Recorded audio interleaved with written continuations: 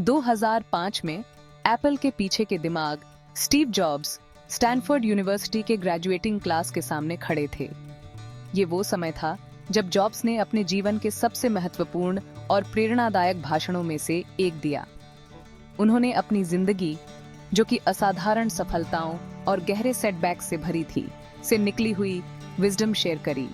Jobs ने अपने जीवन के उतार चढ़ाव, संघर्ष और विजय की कहानियों के माध्यम से छात्रों को सिखाया कि कैसे हर अनुभव से कुछ न कुछ सीखा जा सकता है। उनकी बातें सरल लेकिन पावरफुल ऑडियंस के दिलों को छू गई और आज भी दुनिया भर के लाखों लोगों को इंस्पायर करते हैं। उनकी कहानियों ने न केवल छात्रों को बल्कि हर उम्र के लोगों को प्रेरित किया, जिससे वे अपने जीवन में नए दृष्टिकोण और साहस के साथ आगे बढ़ सके। जॉब्स का स्टैनफोर्ड स्पीच सिर्फ टेक्नोलॉजी या बिजनेस के बारे में नहीं था। यह भाषण जीवन के गहरे अर्थों और मूल्यों के बारे में था, जो हर किसी के लिए महत्वपूर्ण है। ये जिंदगी के बारे में था, अपने पर्पस को खोजने के बारे में, असफलता को अपनाने के बारे में और हर दिन को पूरी तरह से जीने के बारे में। जॉब्स ने बताया कि कैसे असफलताएं भी जीवन का एक महत्वपूर्ण हिस्सा हैं और उनसे सीखकर ही हम अपने जीवन को बेहतर बना सकते हैं। उनका मैसेज देशों और भाषाओं की सीमाओं को पार कर गया और पूरी दुनिया में दिलों और दिमाग को छू गया। यह भाषण एक वैश्विक प्रेरणा बन गया, जो हर किसी को अपने सपनों का पीछा करने और अपने जीवन को पूरी तरह से जीने के लिए प्रेरित करता है।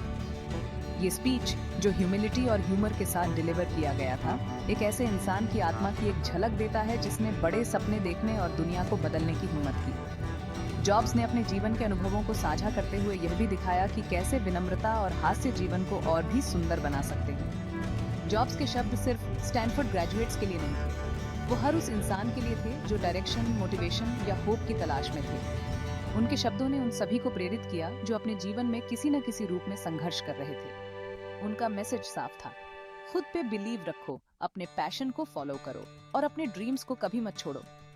जॉब्स ने यह भी बताया कि कैसे अपने सपनों का पीछा करते हुए हमें धैर्य और दृढ़ता बनाए रखनी चाहिए, क्योंकि यही वे गुण हैं जो हमें हमारे लक्ष्यों तक पहुंचाते हैं। स्टीव जॉब्स सिर्फ एक सीईओ से बढ़कर थे। वो एक इनोवेटर थे, एक विजनरी जिन्होंने टेक्नोलॉजी की बाउंड्रीज को रीडिफाइन किया, एक क्रिएटिव जीनियस जिन्होंने टेक्नोलॉजी के साथ कम्युनिकेट और इंटरैक्ट करने के हमारे तरीके को बदल दिया। उनकी सोच ने न केवल प्रोडक्ट्स को बल्कि पूरी इंडस्ट्रीज को रीशेप किया। मैकिंटॉश से लेकर आईपॉड, आईफोन और आईपैड तक जॉब्स के क्रिएशंस ने इंडस्ट्रीज को ट्रांसफॉर्म कर दिया और अनगिनत लोगों के जीवन को छुआ। उनके इनोवेशंस ने न केवल टेक्नोलॉजी को एक्सेसिबल बनाया बल्कि उसे एक कल्चरल फिनोमिनन में बदल दिया। लेकिन स्लीक डिजाइन्स और यूजर फ्रेंडली इंटरफेसेस से परे जॉब्स की असली लेगेसी इंस्पायर करने की उनकी क्षमता में निहित है। उन्होंने लोगों को यह विश्वास दिलाया कि टेक्नोलॉजी के माध्यम से कुछ भी संभव है। उन्हें टेक्नोलॉजी की पावर में अटूट विश्वास था, इंडिविजुअल्स को एम्पावर करने और दुनिया को एक बेहतर जगह बनाने के लिए। उनके लिए टेक्नोलॉजी सिर्फ एक टूल नहीं था, बल्कि एक मीडियम था जिससे लोग अपनी क्रिएटिविटी और पोटेंशियल को अनलॉक कर सकते थे। उनका पैशन कंटेजियस था, जो उनकी टीम के इमेजिनेशंस को इग्नाइट करता था और दुनिया भर के ऑडियंसेस को अपने कैप्टिवेट कर लेता था। उनकी लीडरशिप ने एक ऐसी कल्चर को जन्म दिया जहां इनोवेशन और क्रिएटिविटी को सेलिब्रेट किया जाता था। जॉब्स समझते थे कि ट्रू इनोवेशन सिर्फ टेक्नोलॉजिकल प्रोग्रेस से नहीं, बल्कि ह्यूमन नीड्स और एस्पिरेशंस के लिए एक डीप एम्पैथी से आता है। उन्होंने हमेशा यूजर एक्सपीरियंस को प्राथमिकता दी, जिससे उनके प्रोडक्ट्स इंट्यूटिव और यूजर फ्रेंडली बने। उनके प्रोडक्ट्स सिर्फ डिवाइसेस से बढ़कर थे, वो क्रिएटिविटी, कनेक्शन और सेल्फ एक्सप्रेशन के लिए टूल्स थे।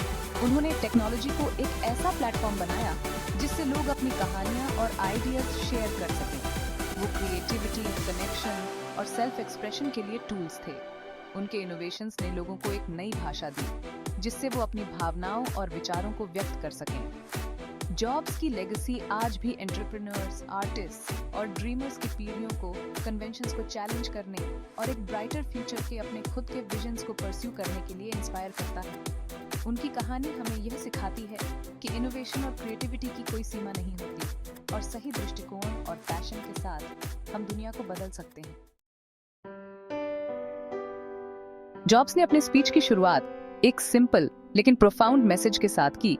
आप आगे देखकर डॉट्स कनेक्ट नहीं कर सकते, आप उन्हें सिर्फ पीछे देखकर कनेक्ट कर सकते हैं।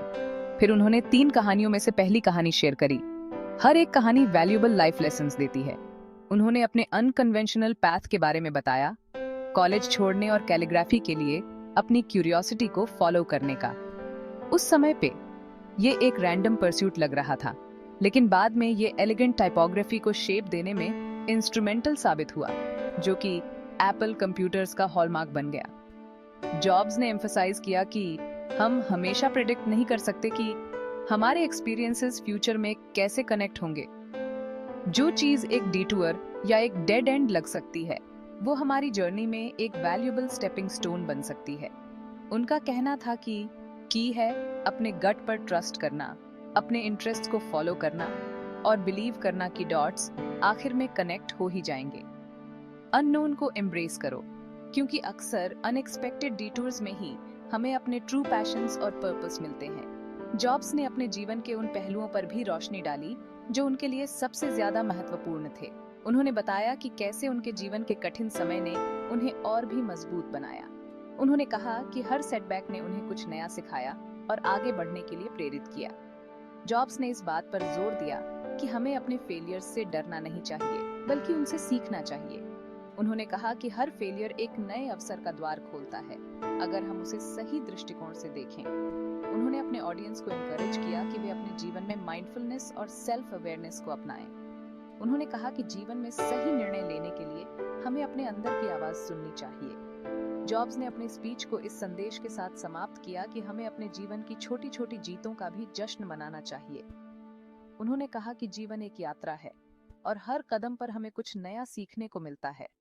उन्होंने अपने ऑडियंस को प्रेरित किया कि वे अपने सपनों का पीछा करें और अपने दिल की सुने, क्योंकि अंत में यही सबसे महत्वपूर्ण है। Section 4, finding your passion. Jobs की पहली कहानी आपके पैशन को फाइंड करने और उसे परस्यू करने के इम्पोर्टेंस को हाईलाइट करती है। उनका मानना था कि हमारा काम हमारा ही एक एक्सटेंशन होना चाहिए, कुछ ऐसा जिसे हम मीनिंगफुल और फुलफिलिंग पाए। उन्होंने ग्रेजुएट्स से कुछ ऐसा ढूंढने का आग्रह किया जो उन्हें करना पसंद हो, कुछ ऐसा जो उनकी सोल को इग्नाइट करे और उन्हें हर सुबह बिस्तर से उठने के लिए ईगर बनाए। मीडियोक्रिटी के लिए सेटल मत करो, जॉब्स ने इम्प्लोर किया। इसकी बजाय ऐसा काम ढूंढो जो आपके वैल्यूज और एस्पिरेशंस के साथ रेजोनेट करे। उन्होंने एक्नॉलेज किया कि आपके पैशन को फाइंड करना हमेशा इजी नहीं होता। इसके लिए इंट्रोस्पेक्शन, एक्सपेरिमेंटेशन और आपके कंफर्ट जोन से बाहर निकलने की विलिंगनेस की जरूरत होती है। लेकिन उन्होंने अपने ऑडियंस को अश्योर किया, इसके रिवॉर्ड्स इमेजरेबल है। जब आप ऐसा काम ढूंढ लेते हैं जो आपको पसंद है, तो वो काम नहीं लगता। ये खुशी का एक सोर्स बन जाता है, फुलफिलमेंट का, और दुनिया में एक मीनिंगफुल कंट्रीब्यूशन देने का एक तरीका बन जाता है। सेक्शन 5, दूसरी कहानी, प्यार और खोना। जॉब्स की दूसरी कहानी प्यार और खोना के थीम में जाती है।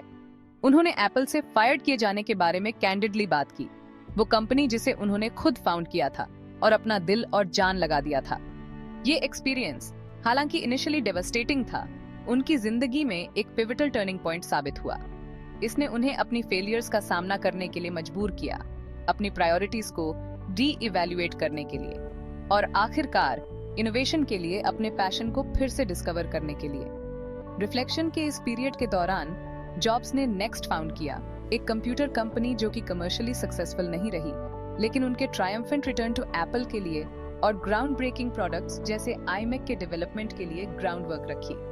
उन्होंने एम्फसाइज किया कि सेटबैक्स और फेलियर्स जिंदगी का एक इनेविटेबल हिस्सा है, लेकिन उन्हें हमें डिफाइन नहीं करने देना चाहिए, बल्कि ये जरूरी है कि हम इन चैलेंजेस को कैसे रिस्पॉन्ड करते हैं। फेलियर को ग्रोथ, लर्निंग और रीइन्वेंशन के लिए एक अपॉर्चुनिटी के रूप में एम्ब्रेस करें। Section 6, embracing failure. जॉब्स का फेलियर को एम्ब्रेस करने का मैसेज उनके ऑडियंस के साथ डीपली रेजोनेट किया।